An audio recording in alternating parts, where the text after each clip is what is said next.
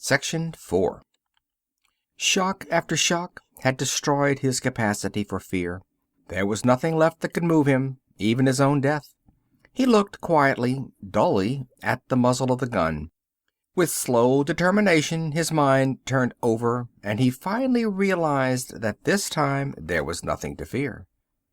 "It's me, Adao," he whispered. "You'll be all right now." "Ah, it is you." The voice came softly out of the darkness. The gun barrel wavered and sank. "Lift me up so I can get at this door. Can't seem to stand too well anymore." Neil reached down, found Costa's shoulders, and slowly dragged him to his feet. His eyes were adjusting to the glare above them now, and he could make out the gleam of reflected light on the metal in Costa's fingers. The UN man's other hand was clutched tightly to his waist.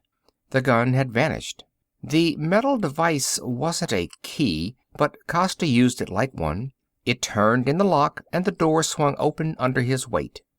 Neil half carried, half dragged the other man's dead weight through it, dropping him to the floor inside.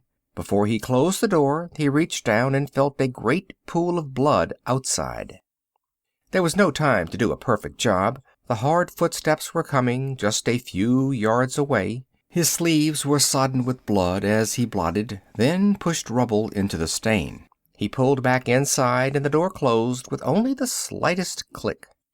"I don't know how you managed it, but I'm glad you found me," Costa said. There was weakness as well as silence in his whisper. "It was only chance I found you," Neil said bitterly.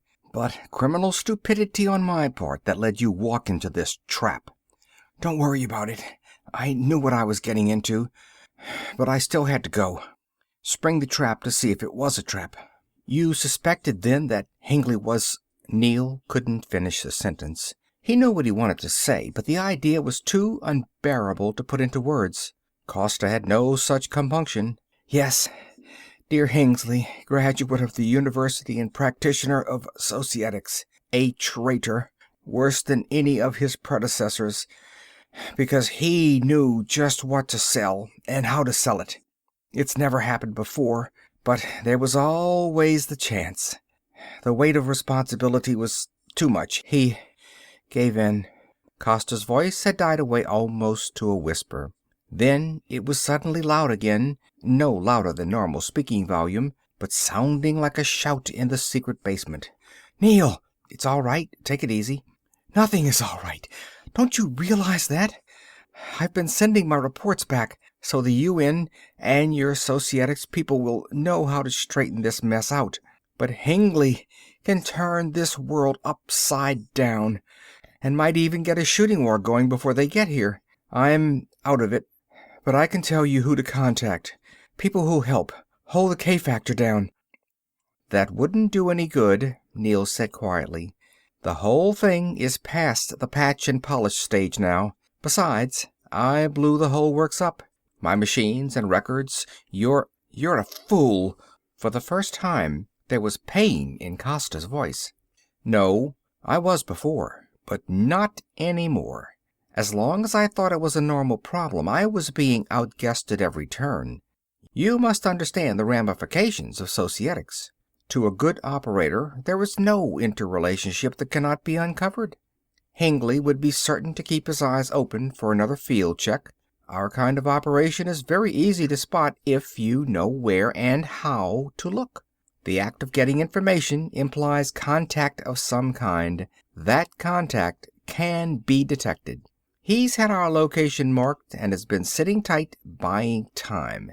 But our time ran out when you showed them we were ready to fight back. That's why I destroyed our setup and cut our trail." "But then we're defenseless. What can we possibly do?" Neil knew the answer, but he hesitated to put it into words. It would be final then. He suddenly realized he had forgotten about Costa's wound. "I'm sorry, I forgot about your being hurt. What can I do?" "Nothing," Costa snapped. "I put a field dressing on. That'll do. Answer my question. What is there left? What can be done now?" "I'll have to kill Hengly. That will set things right until the team gets here." "But what good will that accomplish?" Costa asked, trying to see the other man in the darkness of the cellar. "You told me yourself that a war wouldn't be averted by assassination. No one individual means that much. Only in a normal situation, Neil replied. You must look at the power struggle between planets as a kind of celestial chess game. It has its own rules. When I talked about individuals earlier, I was talking about pieces on this chessboard. What I'm proposing now is a little more dramatic. I'm going to win the chess game in a slightly more unorthodox way. I'm going to shoot the other chess player. There was silence for a long moment, broken only by the soft sigh of their breathing. Then Costa stirred, and there was the sound of metal clinking slightly on the floor. "It's really my job," Costa said, "but I'm no good for it. You're right, you'll have to go. But I can help you plan it so you will be able to get to Hengly. You might even stand a better chance than me, because you are so obviously an amateur. Now listen carefully, because we haven't much time." Neil didn't argue. He knew what needed doing, but Costa could tell him how best to go about it. The instructions were easy to memorize, and he put the weapons away as he was told.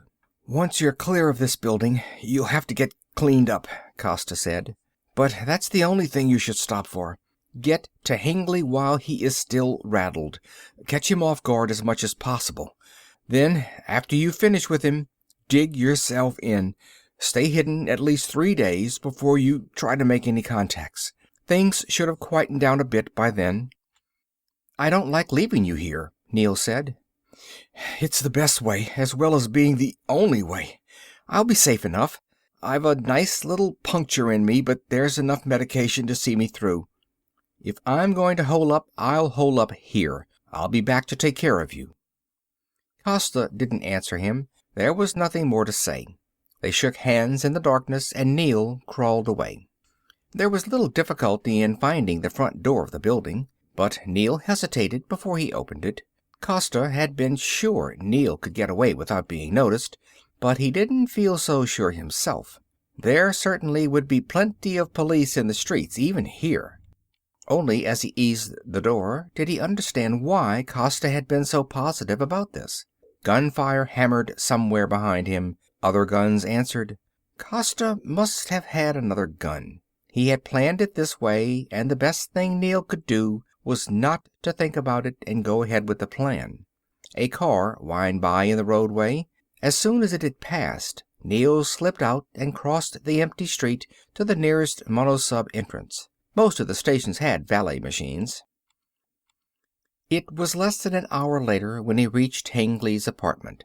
Washed, shaved, and with his clothes cleaned, Neil felt a little more sure of himself. No one had stopped him or even noticed him. The lobby had been empty, and the automatic elevator left him off at the right floor when he gave it Hengly's name. Now, facing the featureless door, he had a sharp knife of fear. It was too easy. He reached out slowly and tried the handle.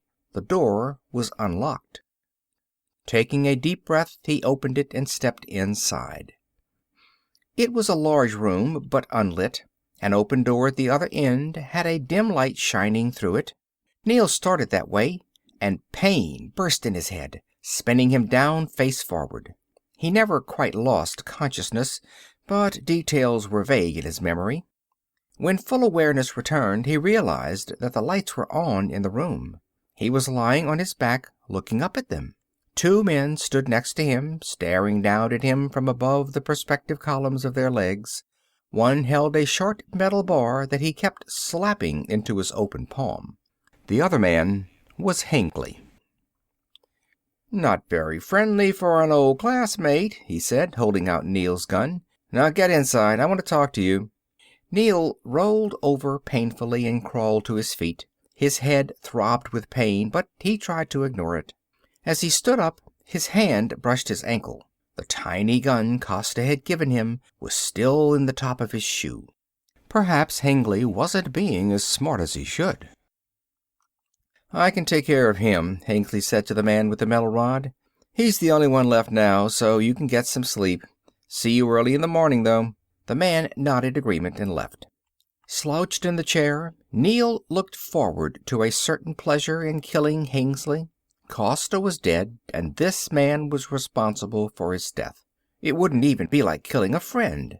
Hengly was very different from the man he had known. He had put on a lot of weight and affected a thick beard and flowing mustache. There was something jovial and paternal about him until you looked into his eyes. Neel slumped forward, worn out, letting his fingers fall naturally next to the gun in his shoe. Hengly couldn't see his hand. The desk was in the way. All Neel had to do was draw and fire. "You can pull out the gun," Hengly said with a grim smile, "but don't try to shoot it." He had his own gun now, aimed directly at Neel. Leaning forward, he watched as Neel carefully pulled out the tiny weapon and threw it across the room. "That's better," he said, placing his own gun on the desk where he could reach it easily. "Now we can talk." "There's nothing I have to say to you, Hengly." Neel leaned back in his chair, exhausted. "You're a traitor." Hengly hammered the desk in sudden anger and shouted, "Don't talk to me of treachery, my little man of peace. Creeping up with a gun to kill a friend. Is that peaceful? Where are the ethos of humanity now? You were very fond of them when we were in the university." Neel didn't want to listen to the words. He thought instead of how right Costa had been. He was dead, but this was still his operation. It was going according to plan. "Walk right in there," Costa had said. "He won't kill you, not at first at least. He's the loneliest man in the universe, because he has given up one world for another that he hasn't gained yet. There will be no one he can confide in. He'll know you have come to kill him, but he won't be able to resist talking to you first. Particularly if you make it easy for him to defeat you. Not too easy. He must think he is outthinking you. You'll have a gun for him to take away, but that will be too obvious. This small gun will be hidden as well, and when he finds that too, he should be taken off his guard. Not much, but enough for you to kill him. Don't wait. Do it at the first opportunity." Out of the corner of his eye, Neel could see the radiophone clipped to the front of his jacket. It was slightly tarnished, looking like any one of 10,000 in daily use, almost a duplicate of the one Hengly wore. A universal symbol of the age, like the keys and small change in his pockets. Only Neel's phone was a deadly weapon, product of a research into sudden death that he had never before been aware of. All he had to do was get it near Hengly. The mechanism had been armed when he put it on. It had a range of 2 feet. As soon as it was that far from any part of his body, it would be actuated. "Can I ask you a question, Hengly?" His words cut loudly through the run of the other man's speech. Hengly frowned at the interruption, then nodded permission. "Go ahead," he said. "What would you like to know?" "The obvious.